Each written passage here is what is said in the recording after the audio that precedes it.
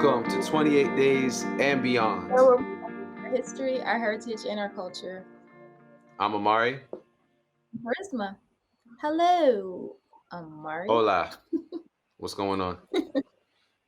How are you? I'm all right. Check this out. Uh, Okay. among the many things that happened, I was waiting on the zombie apocalypse to happen last year. That didn't happen, but a whole bunch of other things did. One of So which was I. was you were upset. You were ready, huh? You had what do you do to fight a zombie? Anyway, it doesn't matter. Well, I had water. I had all my food, my canned goods stocked up, everything. I was good to go. Oh, you were gonna hide. You weren't gonna fight. Okay, I just want. All right, cool. That's all right. I I got you. didn't want to both. So, I just didn't oh, want to I be got you. hungry. Cool. Yeah. Well, among the things that did happen, right? The zombie apocalypse did not, but one did was a major election. A major election. We Yes. saw things happen that weren't expected. Trends were broken. Trends were made. Here to talk about it today is our old friend, Dr. Crystal Lucky, who is the Associate Dean of Baccalaureate Studies at Villanova University. Ladies and gentlemen, welcome to the show, Dr. Crystal Lucky. Yay! He Hi. says we need a track. Hey, Hey, Amari. hey, Hey, hey, Anita. hey, how you doing? so what a difference! What a difference a year makes, huh? We've Oh, never, come on. we've never had a conversation this way, have we? No, we have Like, not. We have not.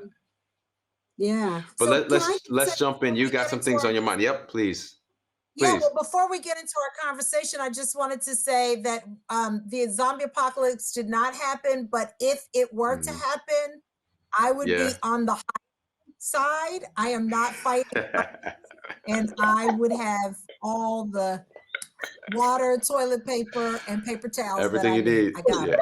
Oh, I so got them. wait. Over So the does that mean you were one of the guilty parties taking No, 4 or 5 rolls of toilet paper? Okay, all right, cool. I was not. I was not. I had to wait until it got restocked, but now I'm good. I'm ready for the apocalypse. But What's I on your am mind not with fighting. regards to I'm not everything went fighting down? zombies. Yeah. Not Yeah, yeah, doing it. yeah. I'm not fighting zombies. Yep. Yeah. What's on your mind with regards to everything that happened with the election, and what is that connection that you've made between the importance of really acting locally? So first, I just want to say I'm super excited about the new administration. I'm terribly proud. I do not know when I have been so engaged, and not just, not just in terms of voting, because of course I've always voted. I've always voted in the national elections. I've tried my best to vote in midterm elections ever since I was able to vote. But this year, something happened for us right after the election that sort of it connected back to what happened nationally. So you all know my husband and I pastor a church in the Lansdowne community, which is a nicely integrated community, but racially integrated community. But there are parts of Lansdowne that are predominantly Black. And particularly where our church is, we're kind of at this interesting nexus between the Upper Darby Borough, Lansdowne, and Yeadon. And Yeadon is a historically Black community. hair. So anyway, there was an individual who was trying to put a solid waste management facility in the community where our church is. And in fact, Mm. Wow. this solid waste management facility would have been right next door to our church. So we were really Oh, committed to Yeah. not seeing this, as you can imagine, for a number Yeah. of reasons. There were already all kinds of implications around, environmental racism. I mean, just all of this, all of these issues that, as you can imagine, that came up. What was spectacular to me, and I do think in part that it was connected with the pandemic. Um, the zoning board hearing was held on Zoom, and because of that, link sent out, okay. and Mm-hmm. that wanted to get involved could. That night, there were 100 people immediately on that call, right? Wow. And there would have been more, but the borough, I don't know what version of Zoom they had going on, but They had the free version is what they had. in the free version, which that's a whole other conversation that made 40 me minutes. furious. All right. But what it spoke to me was the importance of remaining engaged and the importance of individual voices in a community. It reminded me, like I was watching the election and watching us as a nation focus in on, particular districts in Georgia, particular districts in Pennsylvania, and it came down to individual votes. And what's been on my mind has been the importance for Black folks in particular to remember that we matter, right?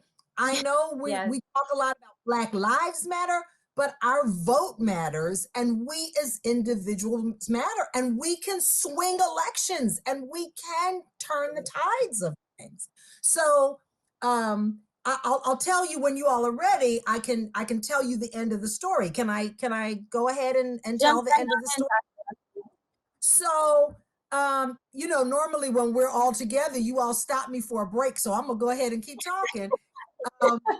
What ended up happening was that there was so much pushback, and there was the rising of so many local voices that the individual withdrew his request for a zoning variance. And so the whole thing got squashed. It was because of local resistance. And that said to me, yeah, go ahead. Amari, I can't hear you. Nope. No. Okay, I can hear Charisma, but I can't hear you. All right, there you go. Can you hear me now?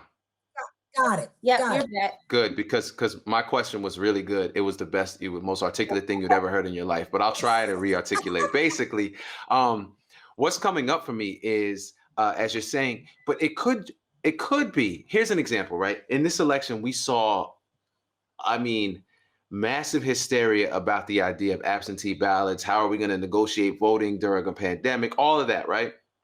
Which, for as developed of a democracy as America's supposed to be, those seem to be very fundamental things, like very basic things. You say that you get on this Zoom call and there are over 100. It can't even facilitate the capacity. The capacity can't even facilitate all the people who want to participate. That to me sounds actually like a structural problem. That the structure cannot actually facilitate the process that it says it's supposed to be seeing through. You understand what I'm saying? So people can jump on a Zoom call now because you understand what I mean? Yeah. So what do you think about that? First of all, I think you're exact. Go ahead, Charisma. Come on and jump in, and I know what I was going to say.